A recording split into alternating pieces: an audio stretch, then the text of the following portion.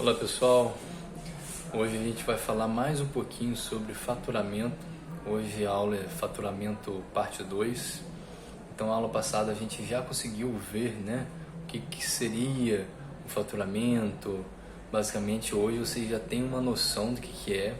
A gente vai continuar falando mais um pouquinho sobre essa questão de faturamento. Então hoje a gente vai entrar numa parte na questão mais burocrática, né? Então, antes da gente partir para esse modo, né? A gente vai falar que faturamento serve também para métricas de venda. O que seria métricas de venda? Quando você fala métrica, você pode lembrar, por exemplo, de fita métrica, ou seja, o que uma fita métrica faz? Ela mede, né? Então, você vai medir as vendas, né? E com isso, a gente consegue medir através de quê? Através de faturas liberadas. Ou seja, se você analisar quantas notas fiscais foram emitidas, né? Através desse controle de notas fiscais, a gente consegue também analisar quanto de vendas foram efetuadas em questão de valores, né? Então é só somar o número de valores, né, das notas fiscais, você vai ver aí o quanto foi faturado essa empresa, né? Então, o que é faturamento? Significado, relembrando, né, associa a questão da emissão de notas fiscais e seria esse controle, né? E com que a gente faz o controle, faz a soma, né, das notas fiscais. E esse controle, por exemplo, a emissão de nota fiscal, você emite através de um sistema e nesse sistema você tem todo essas notas fiscais arquivadas lá, então você consegue consultar o quantitativo, né, e os valores das notas. Então, através de um sistema de emissão de notas, você consegue também controlar isso daí. E, entre outros sistemas de fluxo de caixa também, a gente consegue lançar essas notas fiscais, né, no sistema de controle de fluxo de caixa e conseguimos controlar também, né, e ter essa mensuração, né, de quanto está sendo faturado, né, e a gente pode fazer uma projeção também de faturamento através desses dados. Então, faturamento a gente entende também que não é receita, não é lucro, né? Então, por exemplo, o que seria lucro?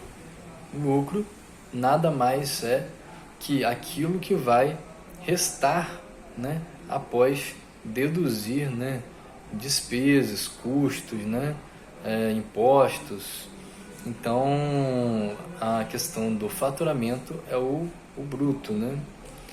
Existe faturamento bruto, como a gente já sabe, né, já foi visto isso, né? O faturamento bruto é tudo que entra, e o faturamento líquido, relembrando, é dedução de impostos e vendas, por exemplo, canceladas, né? E a questão do lucro é o que eu acabei de explicar. Vamos lá fazer uma relação entre faturamento e regime tributário. Lembra que na aula passada nós começamos a falar, né, sobre essas questões, né? Por exemplo, a diferença, né, do porte de empresa, enquadramento, né, em questão de impostos, né? Então a gente vai falar sobre regime tributário com relação a faturamento. Por exemplo, enquadramento no Simples Nacional seria basicamente empresas que faturam até 4,8 milhões por ano. Então, empresas que faturam mais que isso, automaticamente ela já tem que ir para o enquadramento de lucro presumido ou lucro real, né? A questão do lucro presumido é até 78 milhões por ano. Outro enquadramento é o lucro real. O lucro real é mais 78 milhões por ano. Só que é o seguinte, tem outros detalhes também.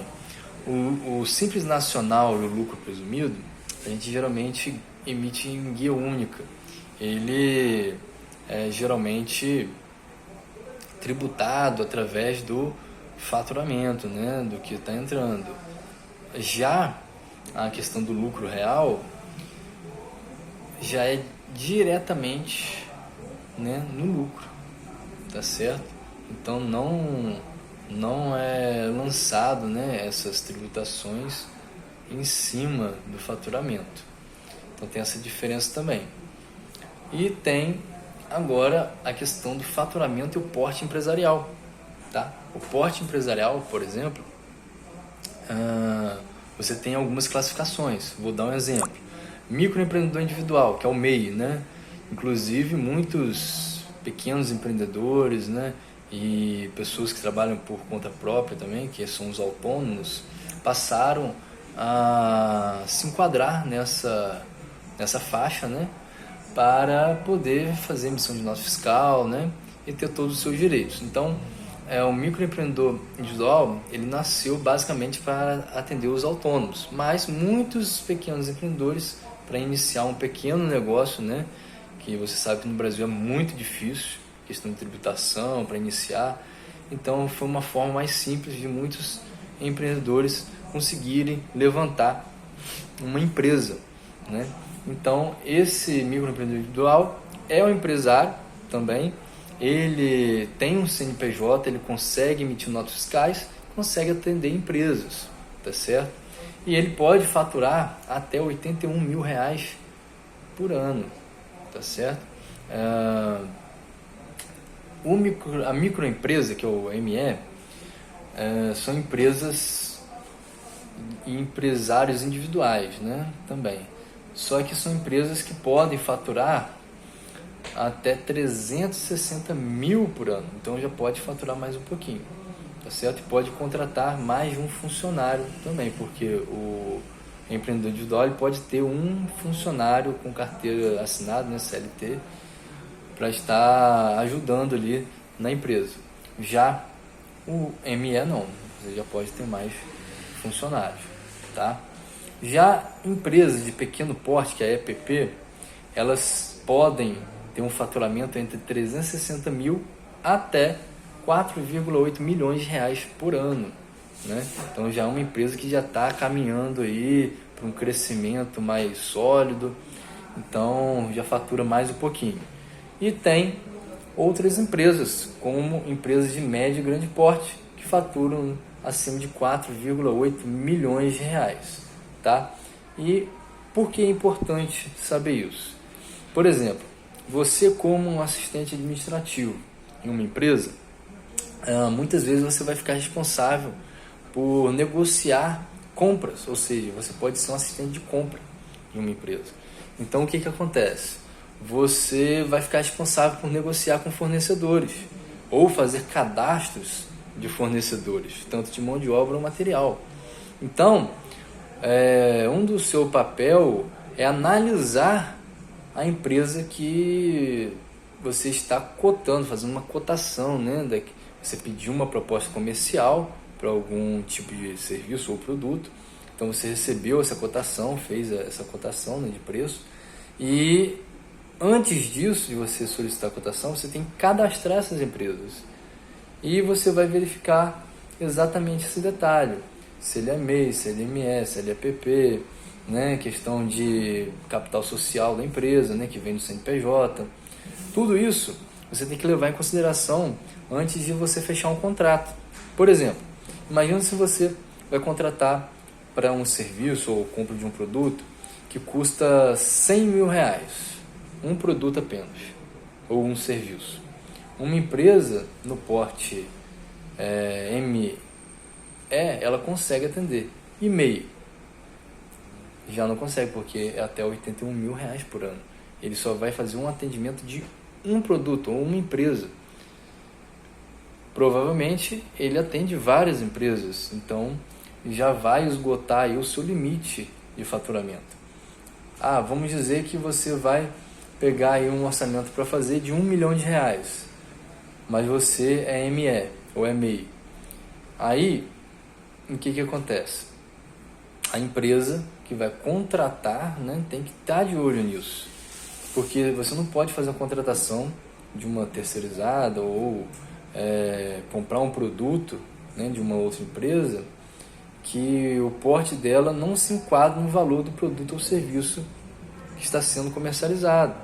Porque essa empresa, que por exemplo, ela só pode faturar 360 mil e ela quer vender um produto ou um serviço de 1 milhão, ela pode não entregar esse produto ou esse serviço para você, para sua empresa que você trabalha. Então pode gerar um problema. Então isso é analisado quando você vai fazer cotações. Geralmente as empresas, pelo menos as de grande porte, elas fazem um cadastro de fornecedor primeiro e através dessas documentações, né, realizadas essa análise e você consegue saber se você consegue solicitar um orçamento para essa empresa ou não, tá certo? Então basicamente essas nomenclaturas, essas faixas, né, serve para cálculo, né, de tributação e serve para essa questão de mensurar se a empresa vai conseguir te atender ou não, tá certo? Então é bem importante, por exemplo, quando você quer crescer, você se antecipar, pedir seu contador para migrar você de porte, que vai te possibilitar abrir, né, campo comercial para você, tá certo? Então basicamente a aula de faturamento parte 2 é isso aí. Então, dúvidas, na próxima aula de revisão a gente tira e vamos fazer a atividadezinha também, valendo nota, né? Atividade avaliativa do dia, ok?